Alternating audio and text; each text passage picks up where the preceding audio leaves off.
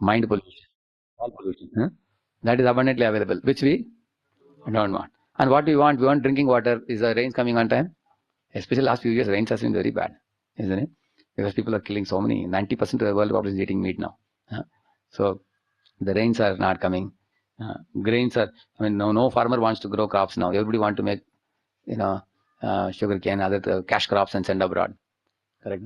So you can see what I'm saying is, you will see that as man became godless, you will find that there is a great scarcity. In this way, you will find people are talking about social service, nationalism, and many people are envious of the personality of Godhead. So therefore, mixing all these things nowadays, the impersonalism has become a big hodgepodge, khichdi.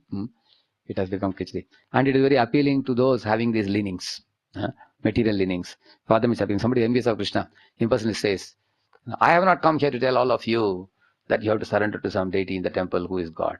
I have come here to tell everybody that you are all gods." Everybody is clapping hand. Very happily. There is another so-called famous guru. He is saying, if all the hippopotamuses in the forest were to have a god, they would make one hippopotamus into God. If all dogs were to make a god, they would make one of the dogs into God. Similarly, if all the humans were to make God, they will make some human-like looking man into God, and they will be clapping hands like that. So he is thinking he's a big brainy fellow, and everybody's applauding, hands giving standing ovation. He's a fool number one, according to Lord Krishna, because in the 11th canto, Lord says that while creating all the living beings, the Lord was not satisfied, even after creating 8.4 million species. So he thought that I want to create one species which will not be dull-headed like the other creatures. I want a particular living entity who will be able to become self-realized, understand God, understand soul, understand the sambandha between the two. Then he created the human form at the end, exactly resembling him. And he created the female form, resembling Radharani. And therefore in the Bible it is that God made man in his own image, it is said. The Bible it is said. So God's body is a template, and our bodies are all made after that. And also these fools who deny the form of God, they say that, people are imagining God to be like a human being. They have created this type of human form. This kind of argument they make, but actually it's exactly like a child going to school, remembering the parents. It's not making the parents. Is the child creating parents, or the parents create the child? Yeah. So these fellows are such offenders, Mayavadi, Krishna Paradi, that they think that they can blaspheme God openly wearing the saffron dress. There are so many fellows. So they go to much darker hell, where they will, the greatest darkness is not having service for the Lord, not having opportunity to see the beauty of the Lord, not having opportunity to render service to the Lord. That's the greatest curse you can have. Therefore, when a devotee is rejected, a devotee will have a broken heart, because if a Lord or the Guru rejects a devotee, now you'll not have any service, get lost. And that is the greatest pain that can be caused to a devotee. On the other hand, if a devotee is kept and even chastised and then more made to do service, they would be very happy. Because what is going on? Service is going on for the Lord, isn't it? Like the Mukunda was told, no, that my Mahaprabhu is not giving mercy, he was weeping. So what Mahaprabhu told? I will only meet Mukunda after how long? 10 million birds, he said.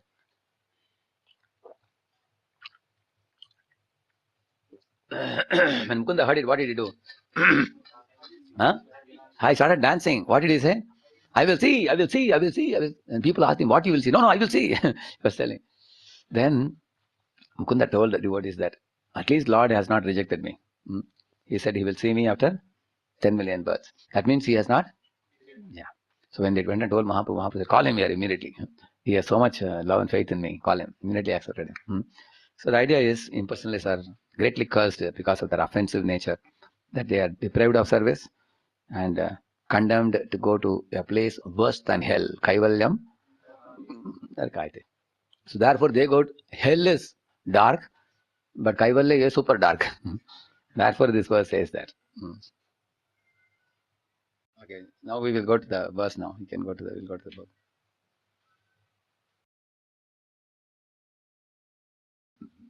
Verse number 12. Andam tama pravishanti ye asambhuti mupasate tato bhuya ivate tamo yavu sambhutyam vrataha. Those who are engaged in the worship of demigods enter into the darkest region of ignorance, and still more so do the worshippers. Still more so. And still more so do the worshippers of the impersonal absolute. Yeah, which means the demigod worshippers go to darkest region of ignorance, and the impersonal absolute worshippers go to even greater darkness. Purport? The Sanskrit word asambhutin refers to those who have no independent existence. Sambhuti is the absolute personality of Godhead who is absolutely independent of everything. In the Bhagavad Gita 10.2, the absolute personality of Godhead, Shri This Krishna. I quoted just now, correct? Namai Saragana, and I explained to you. And then below Prabhupada is saying that's Krishna's origin of the powers delegated to demigods, great sages and mystics. Although they are all endowed with great powers, these powers are limited, and thus it is difficult for them to know how Krishna himself appears by his own internal potency in the form of a man. So actually the powers possessed by demigods are all owned by Krishna. Balam, Balavatam Saham Buddhir, Buddhimatamasmi, Tejas, Tejasvinamaham. Like that he says. So all the powers that they possess to fly in the sky or to possess some Ashtasiddhis, they are all actually bestowed by Krishna only to them. Krishna is called as Yogeshwar. And Lord Shiva is called Yogishwar. Yogishwar means Yogiyo mein, the best yogi is who? Shiva. Lord Shiva is the best yogi. And Krishna is called Yogeshwar. Means for all the yogis, he is the one who gives them yogic powers. It's called Yogeshwar. So that way, all the powers are derived by everybody, the rishis and munis and the devatas and all. And I told you one past time from Ken Upanishad some classes ago. We read it. How all the demigods were proud after the battle. Lord proved to them that you are powerless. You can't even move a blade of grass. Another instance I told you, if you remember from Bhagavatam, know the Tishtat Tada Virat. You remember that? Some 15 verses were there, 14 verses were there. Standing at the eyes, the Lord of the Surya, they were trying to wake up the Virat Purusha. And Virat Purusha did not get up in those 14 calls of the demigods. When did he get up? From the waters of this thing. You know that?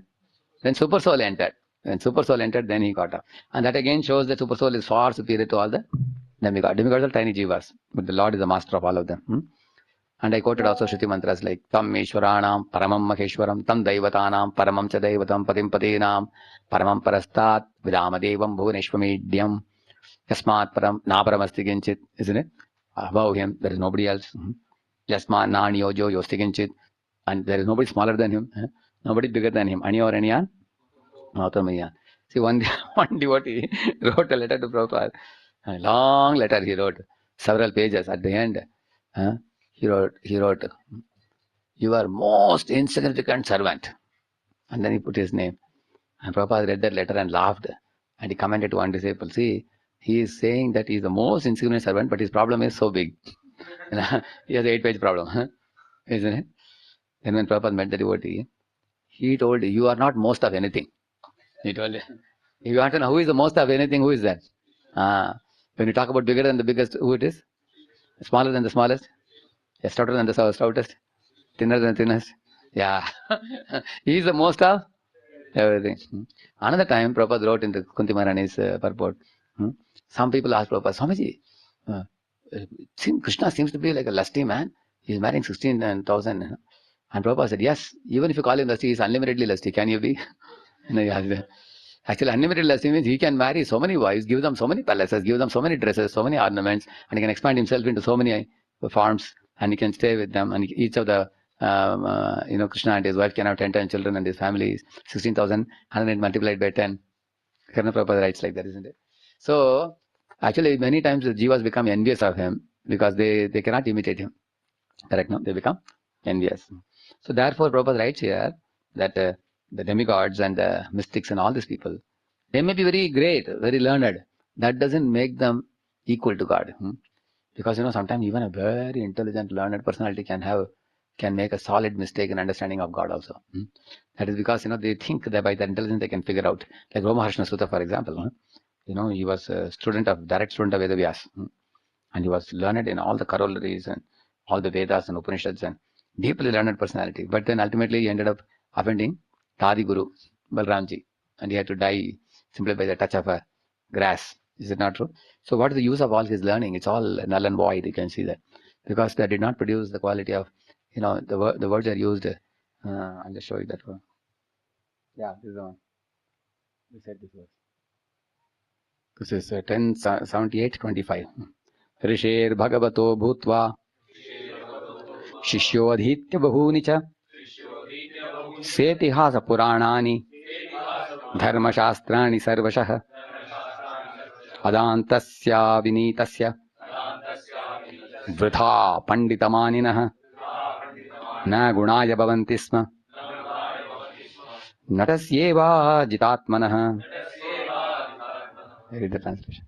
Although he is a disciple of the divine sage Vyasa and has thoroughly learned many scriptures from him, including the law books of religious duties and the epic histories of Puranas, all this study has not produced good qualities in him. Rather, his study of the scriptures is like an actor studying his part, for he is not self-controlled or humble and vainly presumes himself a scholarly authority, though he has failed to conquer his own mind. Like this Balramji said. This is what Balramji observed. In whom? See, you can see he was a direct disciple of Vedavyas, learned in all the law books of religious duties and epic histories like Puranas and everything. Didn't produce. So then he compared his knowledge to be like a dramatic actor, sometimes memorizing and playing his part on the stage and coming down. Correct, no? Felt like that. So he was not self-controlled. He was not humble. He presumed himself to be a scholar, but he couldn't arrive at the correct reality, understanding of God and surrender to God. He couldn't arrive at that, despite his. Therefore, you can know that even the great demigods or impersonalists, they may be very highly knowledgeable in Sanskrit, but that doesn't make them qualified to be devotees of God. See, on the other hand, you find Prahlad Maharaj, a 5-year-old boy, could impress Lord Narasimha. Correct, no? All the demigods could not touch the heart of Lord Narasimha. But who could touch the heart of Narasimha? Perhaps a 5-year-old boy. You can see that. Same way Lord Chaitanya went to South India. There were so many Brahmin scholars, but who touched the heart of Lord Chaitanya in Srirangam temple? Only literate Brahmana. Is it not true? So therefore, here in the first para he says that the demigods, sages, they may be very intelligent, but that is not the criteria for knowing Krishna. You can only know Krishna when Krishna shows his mercy to you. Like the sunlight is necessary for seeing the sun. Similar to that. Yeah. Next para. Many philosophers and great rishis or mystics try to distinguish the absolute from the relative by their tiny brain power.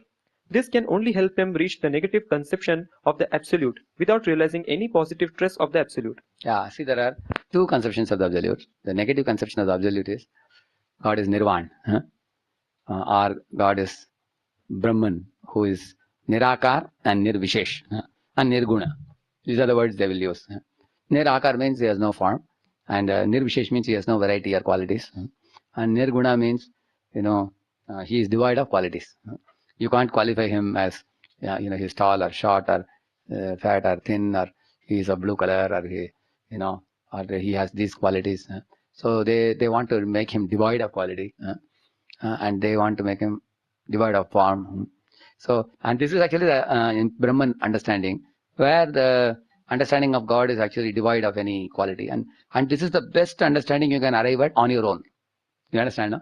Without taking shelter of Krishna, you can come to this understanding up to this. That means you can go from negative axis. With great struggle you can push yourself up to the point of 0, 0. When you come to 0, 0, you can understand certain things, like material desires are the root cause of all troubles in this world, and material forms are temporary and pain producing, and material absorption, abhinivesh, produces repeated birth and death. So all this conclusion is correct. You can come to this. And the highest understanding in negating the material world is that there is a spirit which is beyond matter, which has nothing to give and take with matter. It is aloof from matter completely, but which is currently in a situation of bondage. That much you can understand. But you cannot actually understand anything more about God beyond that 0, 0 level on your own. But by taking help of Lord and the pure devotees in Guru Parampara, then you can develop the positive access understanding. Go ahead. Definition of the absolute by negation is not complete. Such negative definitions lead one to create a conception of one's own. Thus one imagines that the absolute must be formless and without qualities. Yeah, you remember I was telling you the story that one blind man was told, hey, you're a little thin, why don't you drink milk? So then the blind man asked, milk? What is milk? So what that other fellow said? Milk means it is white in color, he said. What is white color? Because the blind man doesn't know. What is white color? What is black? What is white color? You don't know. White color means white color is the color of a crane. He said, crane? What is crane? Because he has not seen a crane also. See, therefore what is called Adokshaja. Adokshaja means Adaha Aksha Ja. It is said. Ja means born. Aksha means eyes.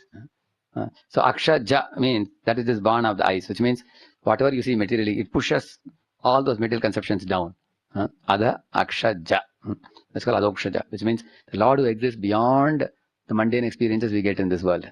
For example, in this world, you see a child is newly born from the womb of a mother, correct? No? And the child grows gradually. And then he becomes a boyhood, then youth, and old age. Whereas you cannot apply this on the Lord. Why? Because Narsingadev was not born as a small cub. And then cub gradually grew up. And then he became bigger and bigger. Then he came to attack Hiranyakashipu. Correct, is it? Or what do you think about Varahadeva? But he was not, he was actually coming from the nose. He didn't come from the womb. So therefore, you cannot apply the material observation on the Lord. You cannot apply. And if you try to apply this, you will say that is impossible. That is all story, you will say. Why you will say story? Because it's like the fox who said, he jumped and jumped and he couldn't get the grapes. So what he said? Was the grapes really sour? He couldn't get it. Similarly, impersonalists try to understand it by applying this understanding on that Lord. And then it doesn't fit. They say, oh, that's not possible. You understand? No? That's how they reject it. So, in the same manner, this fellow was told, first he was told about milk. Does he know about milk? He doesn't know. He was told about white color. Does he know white color? He doesn't know. He was told about crane. Does he know crane? None of it he knows. Then that fellow said, Arey, what can I say? You bring your hand. He took his hand. Then he kept his hand like this. See, crane means it is one bird which has a mouth like this. And it has a mouth like this. And it has a neck like this. And it has a body like this. You understand what a crane is? He said. And I said, yes, I understand. And that crane's color is what color? And milk, I am telling you, it's of the same colors. And the man immediately said, no, please don't bring me milk. He said, just why? If I drink milk, if it is like this, it will get stuck in my throat. He's telling. Correct? So you can imagine. So what was the problem with that blind man? He is superimposing his material understanding on the. You understand? So when you take a material understanding and so impose it on the truth, so you should read 4.10 for this Bhagavad Gita. There's one verse which says, Raga Dvesha Vimuktaistu Vishayan Indriyascharan Atma Vashyayir Videyatma. That is the verse? Is it? No, not one. Vita Raga Bhaya Krodha Manmaya Mama Pashitaha Bahavo Jnana Tapasa Puta Madbhava Magata. So 3 people are said. I'll just show you. Why is not there? 4.10 only, not it? I'm surprised why it is not there. But I had put one nice picture for this one. This is the one. See here. Vita, Raga, Bhaya, Krodha. 3 things. Raga means? See that attachment. And Bhaya? Fear of spiritual identity. And Krodha? Conception of void from frustration. Yeah. So, the materialistic people in this world are suffering from the first one. Too much material attachment. So, they cannot take to Krishna consciousness very seriously. Because too much material attachment. See, that fellow is, look at his face with all the money. So, he is mad after money. Money is honey. So, they run after money till the last breath. They have no time for chanting Hare Krishna, learning from devotees. So, this is one category gets lost in this world. And second one, this fellow is fear of spirituality. He became attracted to a woman. He got married to her. He wanted to enjoy her, but then she turned out to be a putana-like woman, dangerous woman. And she created a hell for him. He had to pay 30 lakhs for her to divorce her. Now he has developed a great aversion for all women in the world. And he's wondering why God created a woman in this world. So he has developed extreme frustration. So he has developed aversion for the relationship with anybody, with a woman. And also he has got fed up with the body, which is, sometimes the body produces a lot of diseases, and terrible diseases. So when you suffer terrible disease like cancer, and what do you call it, this chemotherapy and all that they do, sometimes the body is not dying also, and the body is not curing also. You know that? It's a very painful situation. Some people are passing stool and urine in the bed only for 10, 20 years. It's very painful for them. Sometimes they're lying in the bed and some boils come in the backside. What do you call it? Bed sores. Bed sores come. So they want to get rid of the body, but body won't go. So if you tell them that, you please chant Hare Krishna, you can go back to Godhead, and there you can dance with Krishna, you can become a covered. Oh, no. Don't tell me about any form. Now I'm already suffering with one form. So what they prefer? Impersonal merging. So they say, I want to go and merge into God, and Shanti, no form. So they have fear of form also. Another category of people having fear of form is those who have interpersonal clashes with others. They develop such a fear of relating with anybody. They prefer putting a bandage in their mouth, band-aid. Don't talk to anybody, because as soon as they talk, there will be clash. So they have already bitter experiences with many people. As soon as, like, they are more like bookworms, or like a jnani type, you say, no? Their friendship is more with books only, and they can't relate with people at all. See how his hand is. He has got fed up in the interpersonal relationships. Yes, which means he has developed a lot of frustration in relationships. So frustration in relationships, or fear of having a body which will produce diseases, or fear of having a material body which actually has limitations. So these people actually think that if I have one more spiritual form, that will have limitations, and they fear that how will I relate with Krishna as a gopi or as a gopa. Therefore, some of these impersonalists, even after coming to Krishna consciousness, they will become a tree in the spiritual world. Because if you are a tree, what you can do, you can just stand by Yamuna, just stand there. When Krishna comes, you just move your branches, give little wind. That's all, and you can be standing. So you can be just standing. You don't have to talk to many people. You have a direct relation with Krishna only. You just do a little bit, and then you just stand like this. So they prefer that, because they don't like to relate with anybody. They become a grass, or they become a tree. Balram says this. You will read in Bhagavatam that these trees must have been earlier yogis, and the birds are yogis. The birds which are sitting on the trees, they also sit and close their eyes as if in meditation. So these birds must have been yogis, he says, and the trees must have been impersonless, he says. And the bumblebees, which are sitting in different colorful lotuses, yellow lotus, blue lotus, red lotus in the Yamuna, and sucking the honey, and then as soon as Lord Krishna Balram are running in the side of the bank of Yamuna, so they all fly to join with Krishna. Those bumblebees are actually Premi Bhaktas. Some of them who are like honey drinkers. So they drink the honey of singing the Lord's pastimes. So some of them, why they want to be, because they have developed bhaya. Bhaya of what? And they don't want any form. They think form is suffering. That is their conclusion. Is that correct? No, it's correct in the material world. Material world, the material form is suffering. But there is some another form. What is the form? That they don't know about. Spiritual form is bliss producing. That they don't know. Similarly, material relationships. Once my spiritual master was saying, you may like a devotee, but you don't like his underwear. Now he was telling, like copine. You love the devotee, not his copine. Copine may be nasty smelling sometimes if it is not washed properly, isn't it?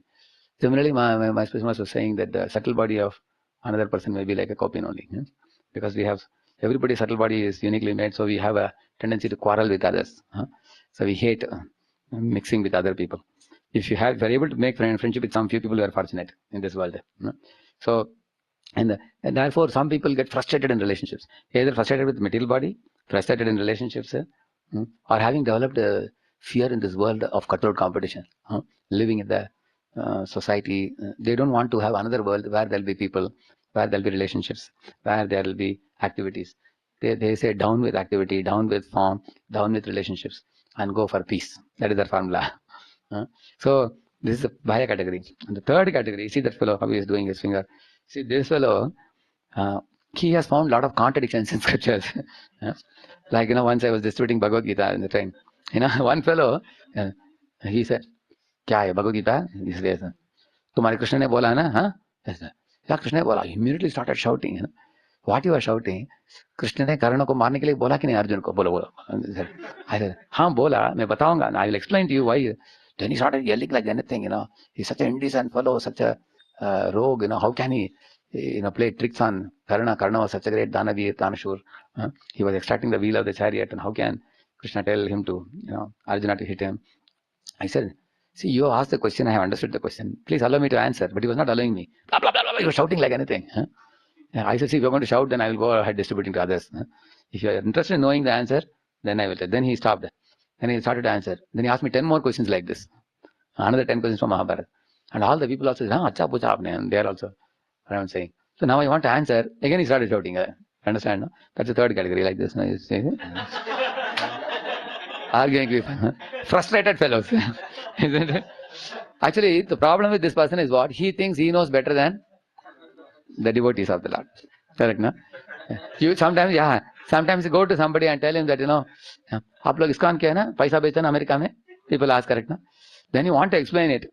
See, 250 crores was given by our Ambarish Prabhu for which project?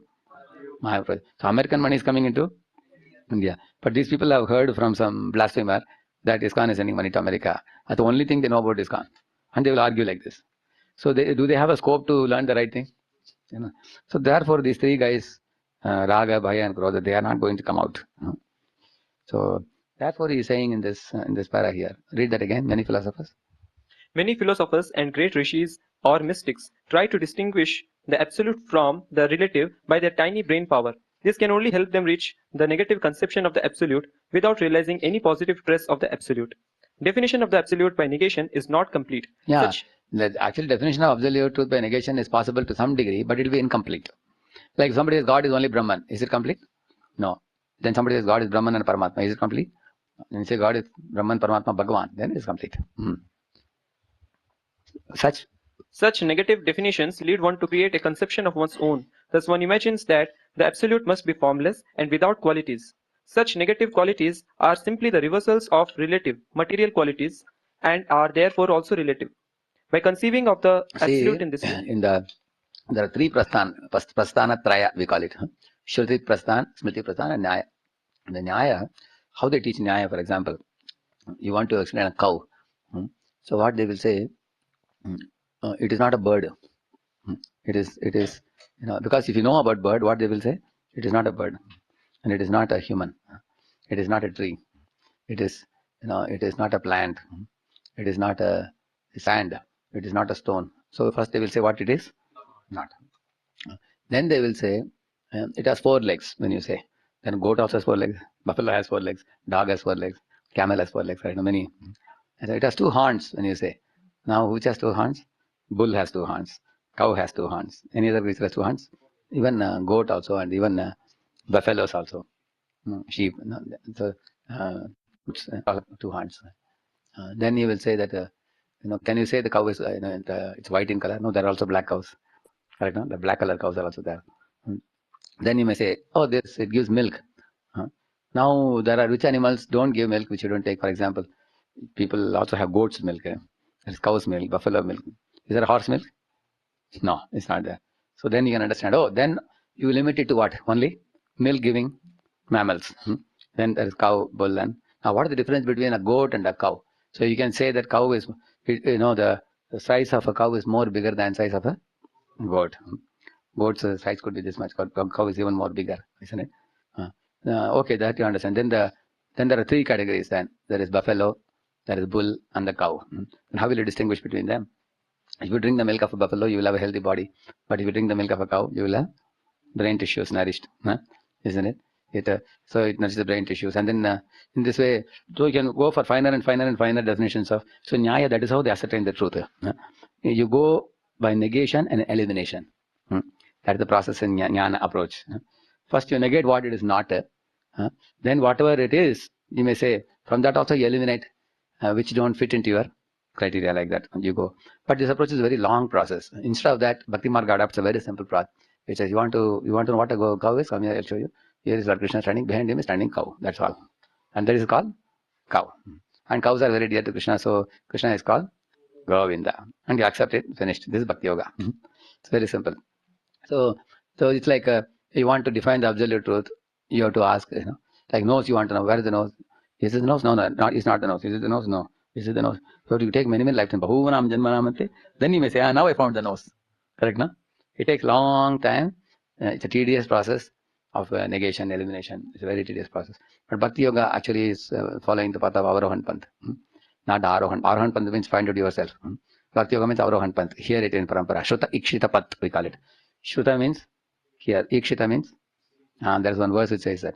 Om Bhakti Yoga Paribhavita Hritsaroja Ase Shrute Kshita Pato Nanunata Pumsam Yadyadhyata Uragaya Vibhavayanti Tattat Papu Pranayase Sadanugrahaya. This is Bhagavatam verse, beginning with Om Bhakti Yoga Paribhavita Hritsaroja. Beautiful verse. It says, my dear Lord, when your devotees worship you with great devotion, in their Hritsaroja, in their lotus-like hearts, you come and stand there, he says. And according to the desire of the devotee, you manifest that form which is very dear to the heart of the devotee. He's saying, like somebody want to be a Rama Bhakta, then Lord appears to them as Rama. Somebody want to worship him as Krishna, then he appears as Krishna in their hearts, like that he says. So here in this verse he says, Tvam Bhakti Yoga Paribhavita Hrit Saroja Ase means you stand. Shruta Ikshita, he says. Asya Shruta Ikshita Pato Nanunata Pumsam. Shruta Ikshita Pato means you are seen first by hearing. One has to hear. What is the other verse? Shruti Vatanitam. It comes, no? There's another. That also is similar by hearing.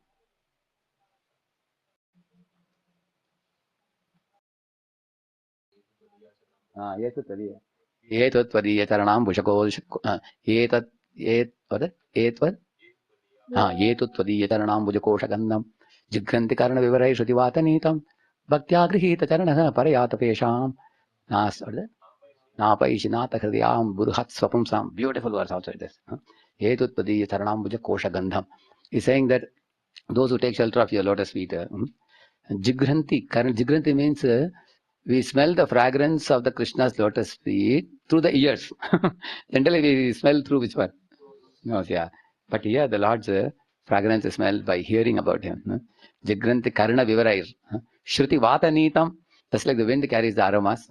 Similarly, the Vedic sound carries the wisdom of the Lord, which should be heard by the ears. And when we hear it with the ears, then it awakens our vision by that. So we hear and get the vision. That's the method of the Shabda Praman. Yeah, go ahead. By conceiving of the Absolute in this way, one can at the utmost reach the impersonal effulgence of God known as Brahman, but one cannot make further progress to Bhagavan, the personality of Godhead. Next. Such mental speculators do not know that the absolute personality of Godhead is Krishna, that the impersonal Brahman is the clearing effulgence of his transcendental body, or that the Paramatma, the Supersoul, is his all-pervading plenary representation. Nor do they know that Krishna has his eternal form with its transcendental qualities of eternal bliss and knowledge. The dependent demigods and great sages imperfectly consider him to be a powerful demigod, and they consider the Brahman effulgence to be the absolute truth. But the devotees of Krishna, by dint of their surrendering unto him and their unalloyed devotion, can know that he is the absolute person and that everything emanates from him. Such devotees continuously render loving service unto Krishna, the fountainhead of everything. Yeah. See, when we say Sattva, Rajas, Tamas, demigods are in which guna? Sattva, Sattva. Sattva predominant. So, Brahmanas are also in Sattva. But those in Sattva, they are of different categories also. Some are demigod worshippers.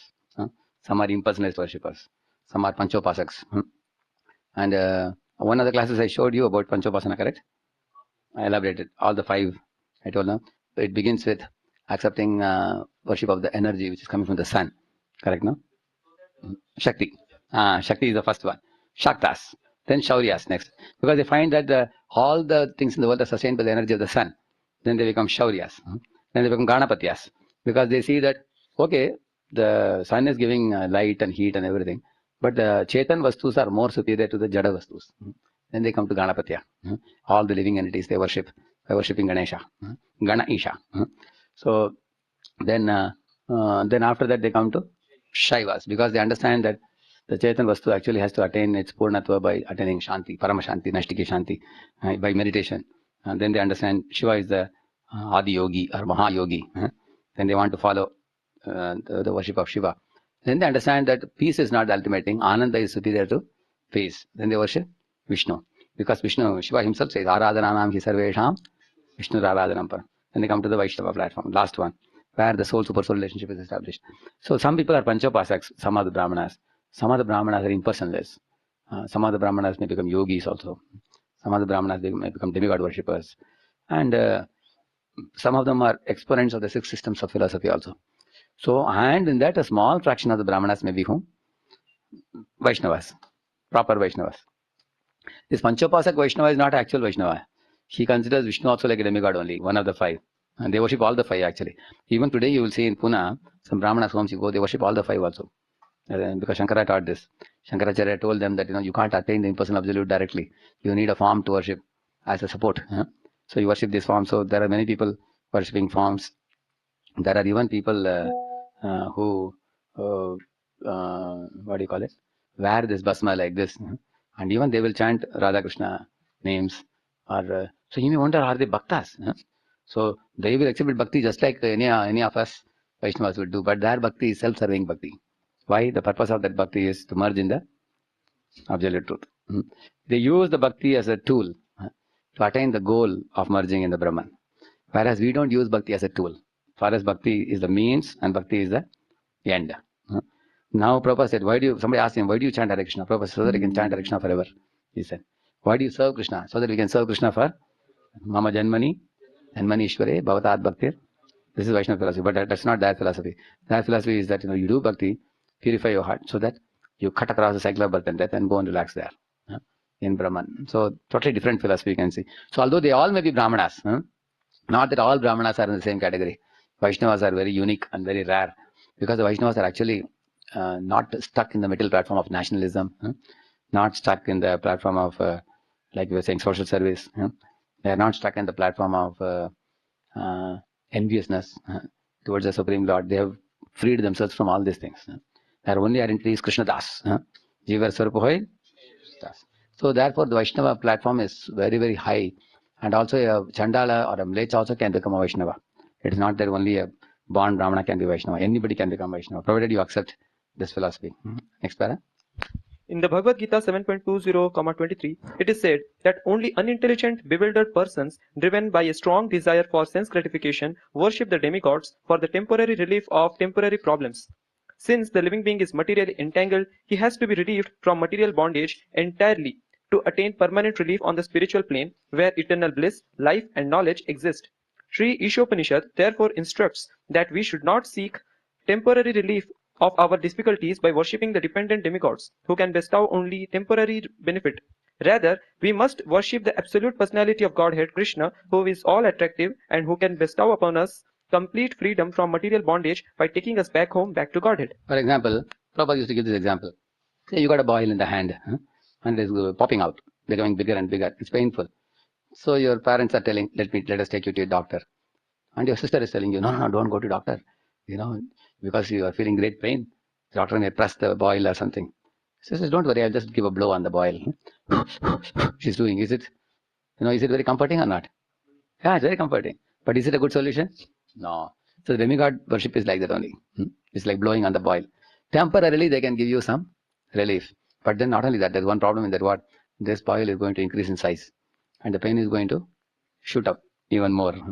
If you don't go for a cure, correct? No? It's going to become bigger and bigger. And but how long can your sister or brother keep blowing on the boil? Their mouth will pain also, no? Isn't it? Can they keep blowing all day? How long? Maybe when they blow and then they go for doing other activities, you will call them, please come again and blow. So the demigod worshippers are never satisfied.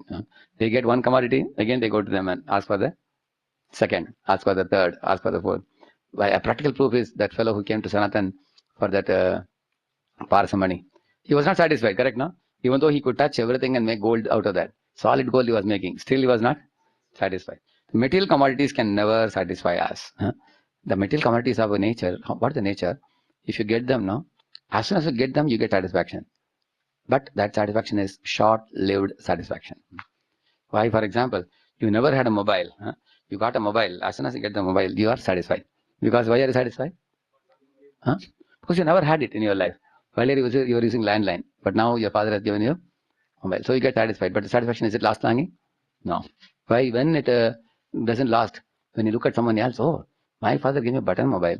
But that fellow is having a smartphone. That looks better. Then you go to father and start nagging. Papa, can I get that mobile? Can I get that mobile? He said, it's better. This is 2,000. That is, 8,000 or 10,000. I am poor. I can't buy it. Okay, Papa, I will, accumulate money by this or this that means. So till you get that mobile, your heart is always hankering for more and more and more and more. When you get that mobile, are you satisfied? Yes, you are satisfied. Because why you are satisfied? Yeah, you got what you wanted. So at that time you are satisfied. But after some time, are you satisfied? No, why? You saw a better model, correct? No? Another better model, bigger size, more facilities. Generally, these guys are also very intelligent. Company people know this mentality of the jiva, correct? No? Our problem is they don't surrender to Krishna. What is the mentality of the jiva? You don't provide all facilities in one. They will provide one more. One more in this, one more in this, one more in this. So they keep on telling you, please take this new one, please take this new one. So by that, what they gain? People throw away the old model and come for the new model, and they can loot a lot of money. In this way, the jiva develops desire for, oh, that has better looks, oh, it has better facilities. Oh, if only I have that, I would be the most happiest person in the world. And it goes like this. That means the demigod worship leads to material hankerings increasing. That's one conclusion we can make. And another thing you will see with this material commodities. The material commodities produce envy towards other living entities. Like I possess something now, somebody else has something else. I become envious. He has better mobile than me. I have a simpler one. I become envious. So it increases hankering. It produces envy also towards other living beings, isn't it? And also it produces dissatisfaction, isn't it? Because it's the satisfaction you get is very short-lived. Very soon you become dissatisfied. So the dissatisfaction, that means satisfaction to dissatisfaction to hankering and envy. This is how it all develops. For example, one boy wanted to marry a beautiful girl, and somehow or other he wanted to get settled. So he worked hard. At last he could get married to her. So till he married her, he was what he was doing? Hankering for her. Now he married her. Is he peaceful now? Now he is not peaceful for one reason. I'll tell you why. Because he was not as handsome as her. He was like her peon. See, he was born in a very rich family, but his looks were very simple. His look was very simple, and she was like a Apsara or goddess who has come down from heaven. So he was very simple, and he recognized it very soon. Although I had a hankering for her, when we both walk on the road, people ask her, "Is he your peon from your home? Is he working?" Now he has a fear. He has a fear now. What is his fear? Nobody in this world should look at her beauty except me. Is it possible? So that is his fear. If somebody says, "Hey, why are you looking at my wife?" He is picking up quarrel with everybody where he goes. So he becomes very possessive. He becomes possessive of her, and he doesn't want anyone to look at her beauty, and because he's afraid that somebody else will allure her. Maybe another handsome man may allure her, and he has also fear about her, that if he is becoming too possessive of her, she should not become angry and divorce him and go away tomorrow. So he's afraid of the divorce. He's afraid of other people looking at her. And although he is possessing her, is he satisfied now? Not satisfied. And one day, actually, she divorces him. She gets fed up with him. This fellow is a lusty rogue. He's after me. He's not allowing me to live peacefully, and he is no match for me. So he divorces. At that time, what happens? He is frustrated and devastated. Correct? No? So I'm just telling you the nature of material objects in this world. Initially, there is hankering, and then there's hard work to attain your hankering. Even for demigod worship, people work very hard. Lot of pujas and formularies to be followed and everything. And then when you get that object, initially there's a short satisfaction followed by a long hankering and leading to envy and leading to fear. If you don't have it, you hanker for it. When you get it, you become very proud. When you become very proud and show it off to other people, when others are eyeing at it, then you develop fear that I may lose it. When you actually lose it, you become frustrated. And then you become more frustrated. So in this way, all the material objects produce all the shoka moha bhaya. Correct, no? First, there is moha. I want. That is moha. Correct, no? Yeah. And then, in case you get it, you get bhaya. And in case you lose it, shoka. Correct, no? So you get all the three by contact with what? Material objects. And those material objects are the only things demigods can provide you. And even if nobody else snatched it and took it away from you, still it is temporary. Just like you heard the story of the Kuntala, you heard, no? You heard that? In Tirupati, it's a true story. Some 200-300 years ago it happened. This fellow was a Madhav Das. He was a Brahmana's son. But when he went to the forest one day to pluck flowers, similar to Rajamila, he saw one dark beauty in the forest. One young girl was cutting firewood. And she had an extraordinary beauty, sparkling eyes. But she was very blackish in color, long hair. He fell in love with her immediately and went and proposed to her. She told, "Hey, you are a Brahmana. You people are like Yajaman. We work for you. Our people would work for people like you in the field and all. How can you consider marrying me? And I am like your servant maid." He said, No, I am very attracted to you. But she said, I have to check with my parents. So she went and checked her father. Father said, if that boy wants to marry you, he has to come and live in our community because they won't let you live in their community. So he has to come here. So then, not only that, then he has to do our profession of killing the cranes, hunting the animals, and bringing the dead bodies of the animals and everything. And he has to drink liquor. They have to live like us. And when she proposed this fellow, he accepted everything. So he went and he ditched his parents and went and lived in the tribal area with her. And he was very happy that I got the woman I wanted in my life. But her name was Kuntala. So after 1 month, Kuntala was bitten by a serpent and she died in the forest. And this fellow cried like anything. Kuntala, for your sake, I gave up my jati pati, everything. Now you have gone. So initially he was hankering for her. When he got her, he became very proud and joyful. I got her. Now when she died, he was submerged in shoka, lamentation now. Then afterwards, he was wondering what I should do. Should I go back to my home? Should I live here? Then he got Kushtrog on one of the days. You know Kushtrog? Fingers started melting, then the community people told, hey, it's a very dangerous disease, contagious disease. We will put you at the frontier of the village. But we will feed you water and food under a tree. But we can't keep you here in our community because others will also get the disease. So they put him. Now he was looking this side, it was Brahmana's village. Looked that side, it was tribal. Na Garka, na Gatka. He was in between. So he was weeping. One of the days, the party of Vaishnavas was passing, Munchavriti Vaishnavas. They were all dancing and singing, passing through the Tirupati road. They were actually going to the 7 hills, no? In those days, there was no road. You have to climb up the hills. They were all singing very joyfully and dancing. Govinda Jaya Jaya Gopala Jaya Jaya. Radha Ramana Hari Govinda Jaya Jaya. Govinda Jaya Jaya Gopala Jaya Jaya. Radha Ramana Hari Govinda Jaya Jaya. Jai Govinda Jai Gopal Kesava Madhava Dina Dayal. Jai Govinda Jai Gopal Kesava Madhava Dina Dayal. Govinda Hari Govinda Venkatamana Govinda Srinivasa Govinda Sri Venkatesa Govinda Govinda Hari Govinda Govinda Hari Govinda Srinivasa Govinda Sri Venkatesa Govinda.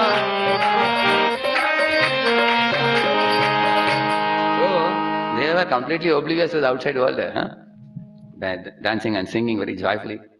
They are coming. Madhavdas saw their ecstasy and he cried tears. He said, I belong to your family, which was also observed in Kirtan like this. Now I have ruined my life by getting married to a tribal woman, eating meat, drinking wine, spoiling my life. He actually repented very bitterly. When they came near, he stopped them and told them his whole story. So they all took pity on him and said, okay, you come with us also. We'll go to Balaji. We'll worship him. So he had a little bit melting leg on the knee and feet and hand and all. But he was limping and went with them. First mountain he could climb. But the second mountain was too steep. In those days, there was no proper road. So he told them, oh, if I climb in this, I will slip and fall down. I won't be able to climb. My hands, legs are paining very severely. Then they said, okay, don't worry. We will pray for you. We will go ahead. So they went ahead. Again, Madhavdas came back to his tree, sat under the tree, and he was watching them going. So although they were all going ahead of him, his heart was also going with them. So as they went up the hill and prayed to Lord Balaji for him and did kirtan, a great miracle happened. In Madhavdas's body, all the kushtrog vanished. So sometimes such miracles do happen. Occasionally you find. Then Madhavdas jumped up and he ran up the 7 hills and went and took darshan of Balaji. Of course, he returned home, found his parents sobbing, and then he lived with them and then became a great devotee, just like Ajamila repented and became a great devotee. But why I told you this? The idea is the hankering in this material world can never be satisfied. Material hankering. It leads to only shoka mohabhaya. And that's what the demigods are able to provide. Correct, no? The demigods are providing, like where Shiva provided the golden Lanka to whom? Ravana. Was he satisfied? Brahma provided the position of Trilokadipati to whom? Hiranyakashipu, yeah. He's called as if there is one verse. I'll just show you. This is the verse. You can see this. Sayitvam nirjita kakup. Ye kadad vishayan priyan. Yato vajosham bhunjano. Na trupyat ajitendriya. Translation. In spite of achieving the power to control in all directions, and in spite of enjoying all types of dear sense gratification as much as possible, Hiranyakashipu was dissatisfied because instead of controlling his senses, he remained their servant. Yeah. Na trupyat means what? Because ajitendriya, meaning uncontrolled in senses. That means dissatisfaction comes from uncontrolled senses, an impure mind. Actually, I can tell you from my personal realization, when you chant Hare Krishna more and more rounds, a kind of very stable feeling will come in your heart. You can, especially Ekadashi days, you can see. Then you can even relish simple devotional service. You can even relish simple prasada. Even if there is a simple prasad, Even if the deities are dressed in simple dress also. You are getting a simple place to stay somewhere in a temple in one corner of the dormitory. Even though there are lights are on, noises are there, still you'll be very happy with that. In Bhagavatam it is said, yeah, Brahmana who is satisfied can be happy even if you give him a glass of water to drink. He'll be satisfied. He goes to some place, he's a little hungry. They say, right now food is not cooked yet. It'll take a couple of hours. And then he says, okay, take it. Thoda pani de dijiye bas. He drinks water and is satisfied. He takes a bed back and chants 2 hours till the prasadam gets ready. He's satisfied in that. On the other hand, sometimes you will have experience that in the yatra time, everybody is going, taking plate. And one item they told you that it got over. Some, what is the kulfi? What is that? Kulfi is it? Kulfi, yeah. Kulfi only. That round they put kulfi ice cream with some milk kind of thing they put in there. Huh? Is it kulfi they call?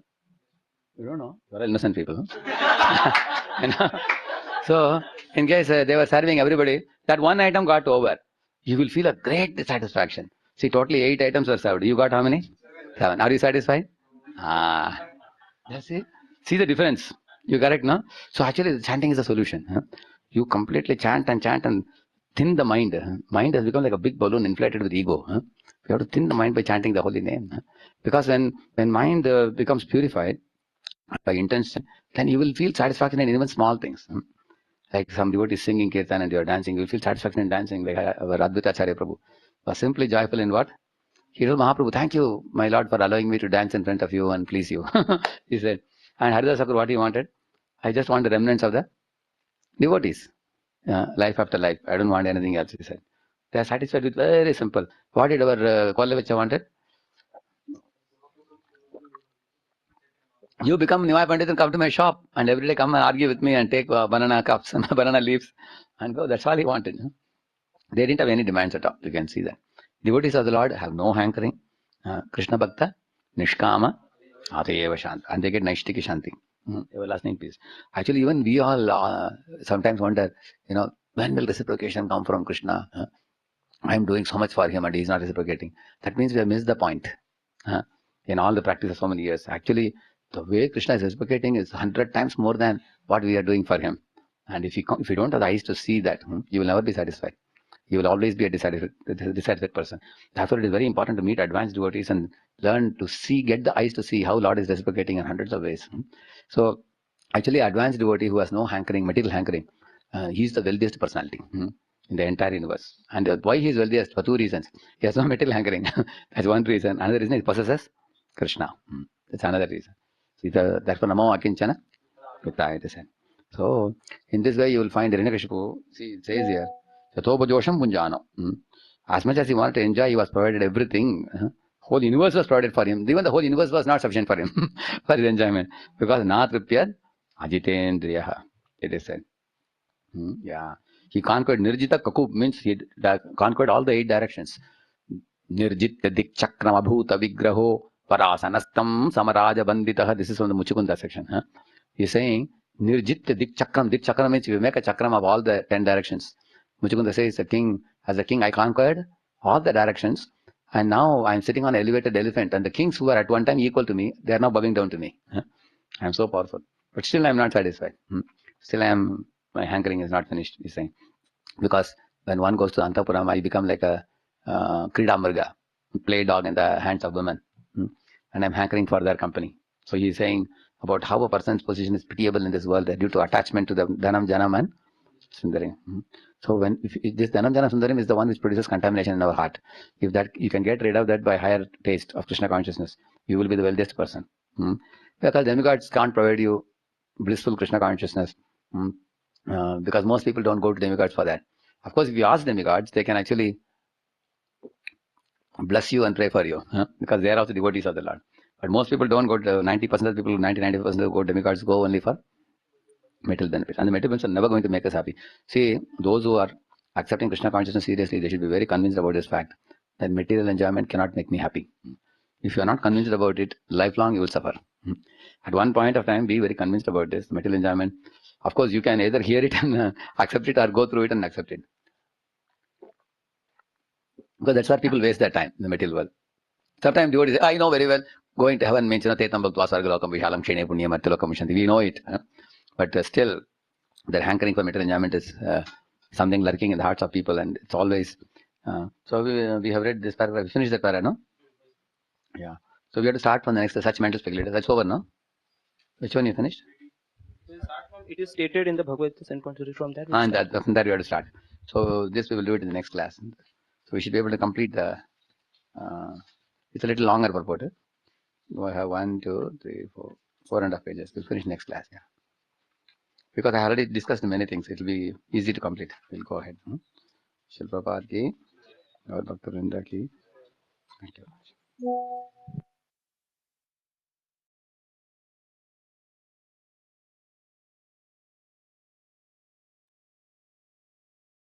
Hare Krishna. So we'll end the class. Srila Prabhupada ki jai, Shri Isopanishad ki jai, and Taigaur Premanande, Hari Hari Bol.